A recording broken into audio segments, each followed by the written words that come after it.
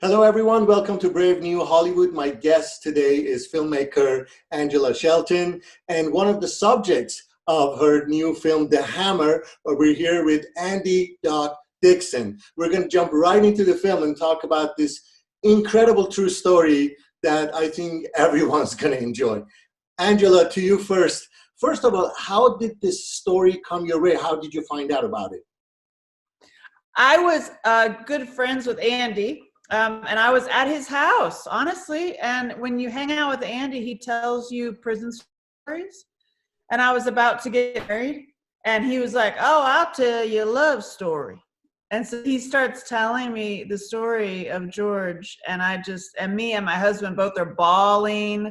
And at the end, when he tells me the story of his best friend and this like brotherhood story, this love story, this humanity love story, like it's a love story and it's an epic love story on so many complex levels, as you know, that I was like, that's a movie. And he said, it is, Angie, it is, but only you could do it. I was like, oh, hell yes, I will. And he's like, I know you will. So that's how it all, and then here we are. And right there, you got the blessing too to do it. And Doc, let's talk about your background. And you are a subject of this film, played by an actor, but you're also in the film. And so it's very rare for a person that's having a kind of a biopic being done about them to be in the film, to be advising on the film, and kind of be sort of hands-on. Am I correct? Correct. Angela wanted it that way, and Angela gets what Angela wants. Very good. Doc, can you tell us a little about, before I jump into your friendship, can you, any of you guys actually, tell us a little about the story of The Hammer? Well, you want me to take that, Ange? Go. Yeah, well, I met George, and the story develops from there when we were in reform school. And George was a smaller kid back then. He was younger than me. I was like 17. He was somewhere around 13, 14. And in Tennessee, they have two reform schools, one for younger kids, one for older kids. And he was a little too rough for him at the younger camp, so they sent him to the older camp. And he and I became friends right away. The guy that plays Tree in the movie, the real character Tree, was also in reform school with us, and he was a big old bully type kid back then, and sort of just like the movie portrays, not all there mentally. And so he started a little scuffle with George, and George at the age of 13 knocked him out, and Big Tree was like 16, 17-year-old and big. They named him Tree back then. He was big back then. And I remember looking at that little fella saying, that's going to be my friend right there. And so in reform school, I tried, keep him out of trouble and kind of like being an older kid, looking after him a little bit. And we were getting kind of hit on a lot around there by the staff. I mean, back in them days, reform school could be brutal. And then when I say hit on, I mean they would beat us, make us stand out on concrete platforms in the sun until we passed out, Wow. And we kind of got tired of all that bad treatment. We decided we was going to run off. So we did. We escaped from reform school and ran through the mountains of East Tennessee and finally made it to a little town. And George wanted an ice cream, and I was going to steal a car.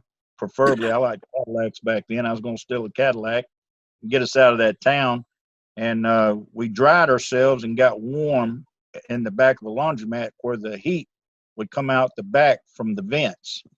And so we got warmed up enough to where we could move out, and we get out on the street and everybody starts turning around and looking at us. I couldn't figure it out because we'd already changed clothes. We'd stole some clothes off a clothesline and got out of those reform school clothes, but people kept looking at us. The next thing you know, the police swooned in on us from everywhere. They put us in the car. And before taking us back to reform school, I told him, I said, I got to know. I said, how did y'all know that we just weren't from around there? He just started laughing at us. He said, you're in Crossville, boy. There ain't a black guy that lives within 20 miles of here. What do you think you're going to do? Just blend right in? Oh, wow. that's how they got us.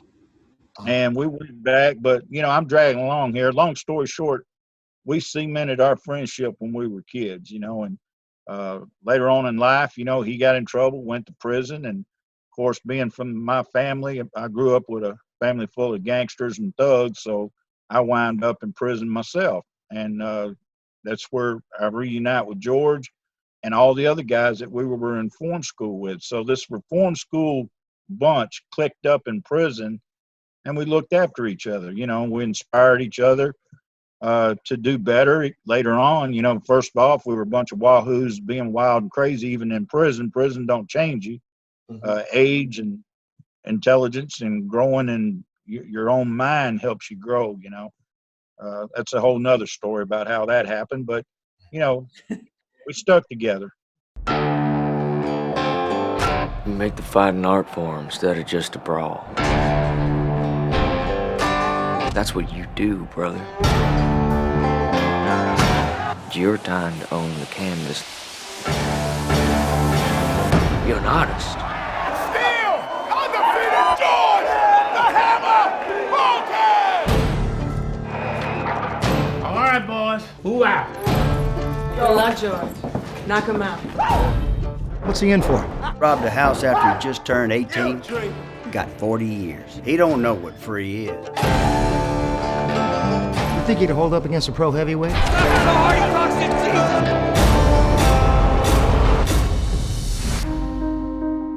There are pros out there that don't have what you have. You got a lot of what I don't got. They're free. How'd you like to be? He broke his damn jaw. He broke his jaw. George, these men are offering you freedom.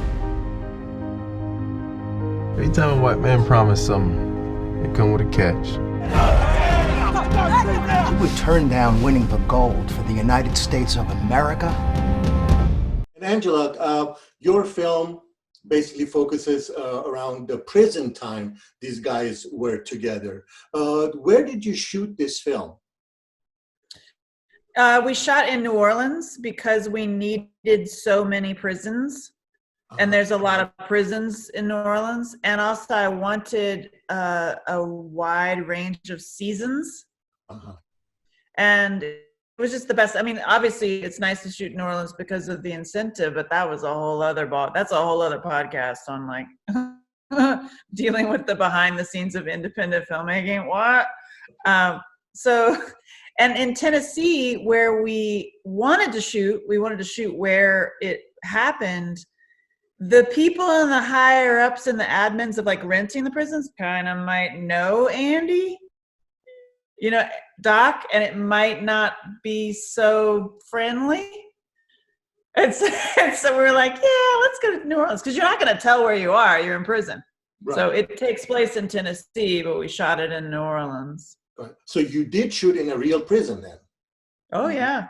Wow. Okay. Now, aside from directing people inside of, I guess, a working prison, one thing that really sticks out in this film about the whole abuse that the transgender and the LGBTQ youth receive in the prison system. What I didn't notice, maybe it's because we're much in a freer society now, the amount of profanity, the language, abusive verbal and physical behavior against the LGBT youth in prison, which I think their survival must have been a whole different level of things. Can you talk about that? Because you obviously put that in your movie. Well, I'll also let Andy jump in there. Absolutely. As far as what he remembers. But what I wanted to be is like 100% authentic. I didn't want to sugarcoat anything or be too nice or stand on a pedestal.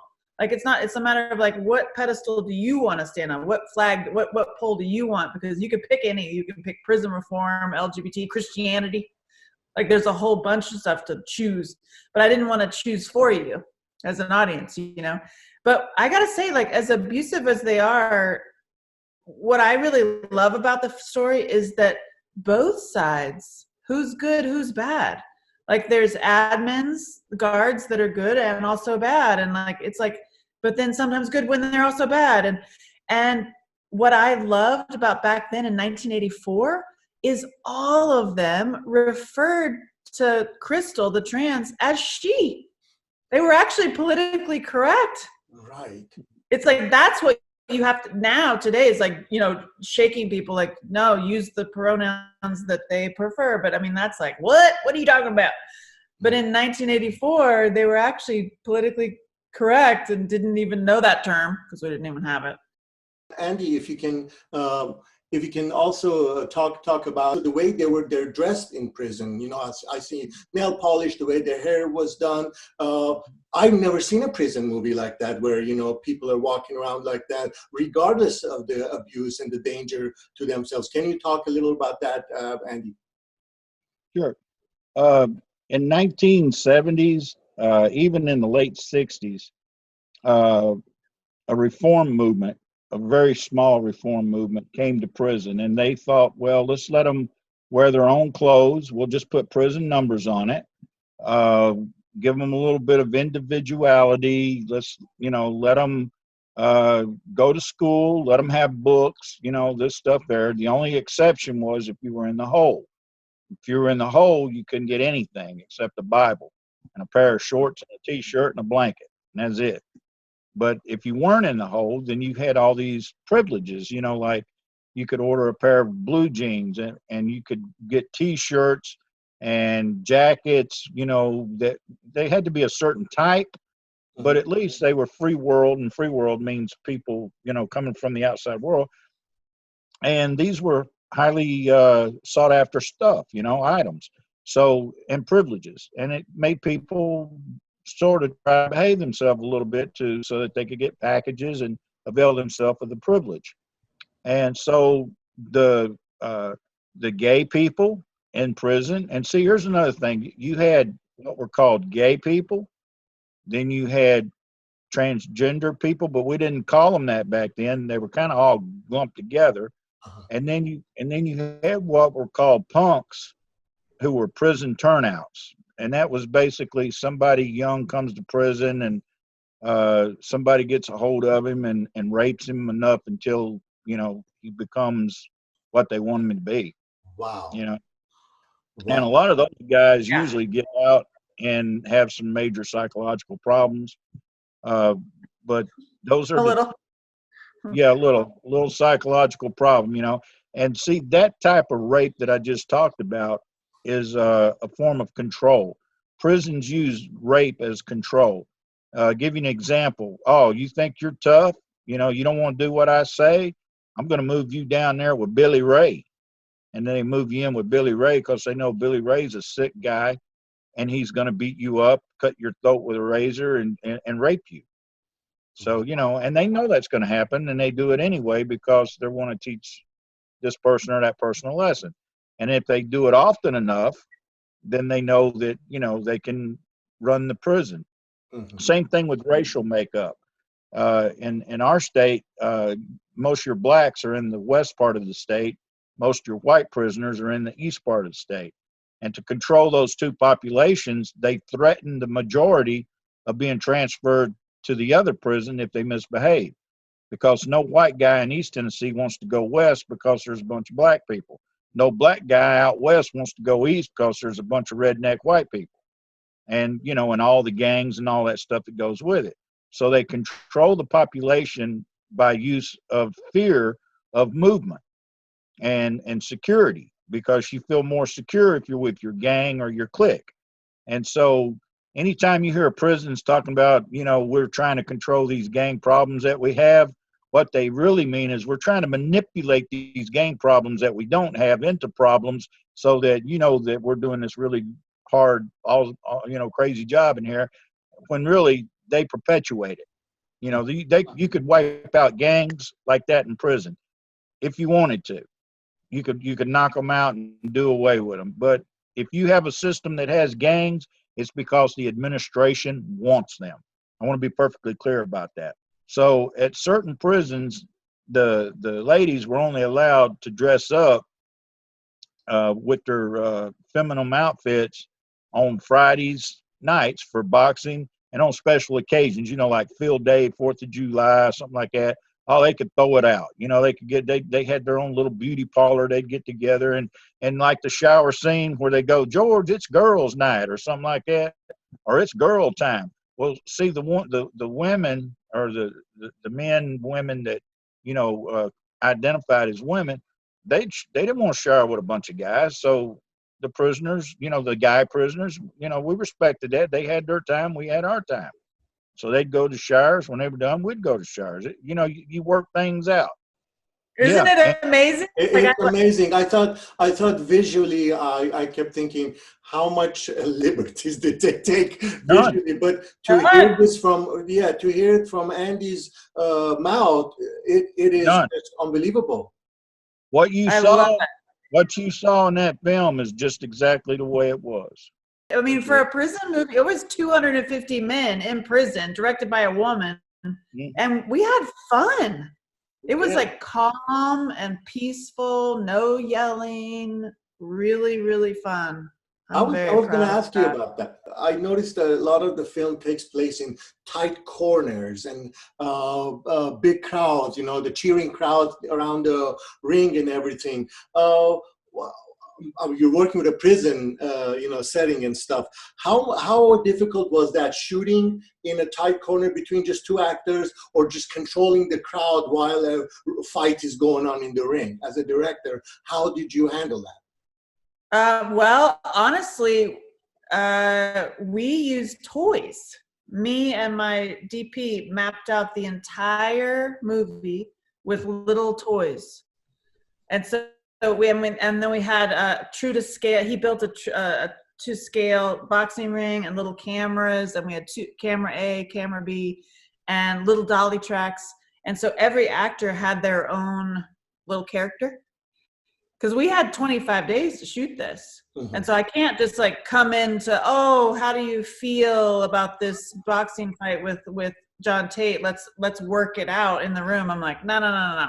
It's already worked out. It's theater. It's totally grand, giant theater is what I pictured. Like it's on a stage, and I want you to, you know, everything is alive, and we see everything. Even in the back, we see that story that when you watch the movie 14 times, you're going to see that little story in the corner has a full arc that you might never notice, you know? Right. And so the best way to do that was honestly toys. So we mapped it all out and took these 3D pictures. So our storyboards were not boards. They were 3D little videos, and that was how it was. And we shot anamorphic for that very reason too, so that you can get a wider, you know, breadth. Sure. And so in the cell, it doesn't feel, you know, it's wide.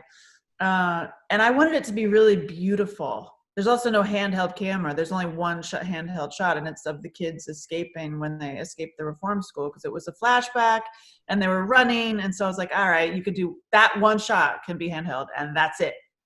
They were like, thank you for that. Oh, I thank you for thanking me, because I hate it. It drives me crazy. I feel like I'm drunk on a ship. You know, I'm like, oh, it's happening. And also it's at the end of the day, it's a love story. It's an epic love story. So I wanted it to be beautiful, like fluid, and the camera movement is soft and beautiful. And at first, the camera team, my DP, were like, "Come again? Say what?" Like, "No, it's a boxing movie." I'm like, "No, it's not." And at the end of the day, once they grasped it, then they loved it. They're like, actually, that's really beautiful. I'm like, yeah, it's the color purple. It's the color purple in prison in a boxing ring. The end.